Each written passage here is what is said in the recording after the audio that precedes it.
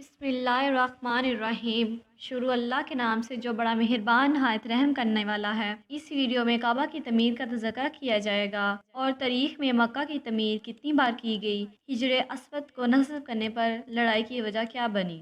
آپ صلی اللہ علیہ وآلہ وسلم کی راست بازی اور ایمانت و دیانت کی بدولت اللہ تعالیٰ نے آپ صلی اللہ علیہ وآلہ وسلم کو اس قدر مقبول خلائق بنا دیا اور عقل سلیم اور بے مثال دانائی کا ایسا عظیم جوہر عطا فرما دیا کہ کم عمری میں آپ صلی اللہ علیہ وآلہ وسلم نے عرب کے بڑے بڑے سرداروں کے جھگڑوں کا ایسا لاجواب فیصلہ فرما دیا کہ بڑے بڑے دانشوروں اور سرداروں نے اس فیصلے کی عظمت کے آگے سر جھکا دیا اور سب نے بلا اتفاق آپ صلی اللہ علیہ وآلہ وسلم کو اپنا حکم اور سردار اعظم تسلیم کر لیا۔ چنانچہ اس قسم کا ایک واقعہ تعمیر مکہ کے وقت پیش آیا، جس کی تفصیل یہ ہے کہ جب آپ صلی اللہ علیہ وآلہ وسلم کی عمر مبارک 35 برس کی ہوئی تو حرم مکہ میں زوردار بارش سے ایک ایسا عظیم طوفان آ گیا کہ کعبہ کی عمارت بالکل ہی منہدم ہو گئی۔ حضرت ابراہیم علیہ السلام اور حضرت اسماعیل علیہ السلام کا بنایا ہوا کعبہ بہت پرانا ہو چکا تھا۔ عمالقہ قبیلہ جرم اور قسی وغیرہ اپنے اپنے وقتوں میں اس کعبہ کی تعمیر و مرمت کرتے رہے تھے،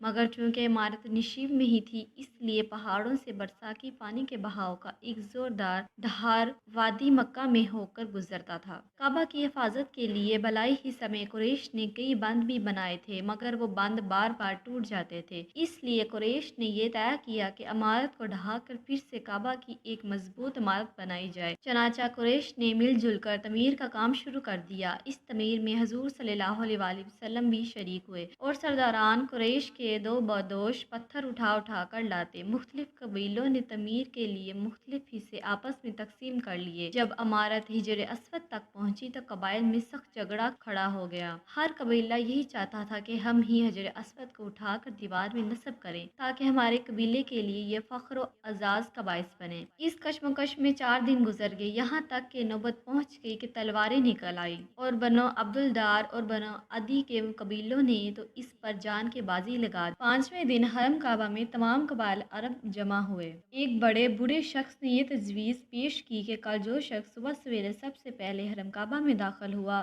اس کو پنچ مان لیا جائے گا۔ وہ جو فیصلہ کر دے سب اس کو تسلیم کر لیں۔ چنانچہ سب نے یہ بات مان لی۔ اللہ تعالیٰ کی شان کہ صبح کو جو شخص حرم کعبہ میں داخل ہوا وہ حضور صلی اللہ علیہ وآلہ وسلم ہی تھے۔ آپ کو دیکھتے ہی سب پکار اٹھے کہ واللہ یہ آمین ہے، لہٰذا ہم سب ان کے فیصلے پر راضی ہیں۔ آپ صلی اللہ علیہ وآلہ وسلم نے اس جھگڑے کا اس طرح تصفیہ فرمایا کہ پہلے آپ نے یہ حکم دیا کہ جس جس قبیلہ کے لوگ حجر اسود کو اس مقام پر رکھنے کے لیے مدعی ہیں، ان کا ایک ایک سردار چن لیا جائے۔ چنانچہ ہر قبیلہ والوں نے اپنا اپنا سردار چن لیا۔ پھر حضور صلی اللہ علیہ وآلہ وسلم نے اپنی چادر مبارک کو بچھا کر حجر اسود کو اس پر رکھا اور سرداروں کو حکم دیا کہ سب لوگ اس چادر کو تھام کر مقدس پتھر کو اٹھا لیں۔ چنانچہ سب سرداروں نے چادر کو اٹھایا اور حجر اسود اپنے مقام تک پہنچ گیا تو حضور صلی اللہ علیہ وآلہ وسلم نے اپنے متبرک ہاتھوں سے اس مقدس پتھر کو اٹھا کر اس کی جگہ پر رکھ دیا۔ اس طرح ایک ایسی خونریزی لڑائی ٹل گئی جس کے نتیجے میں نامعلوم تھا کہ کتنا خون خرابہ ہوتا۔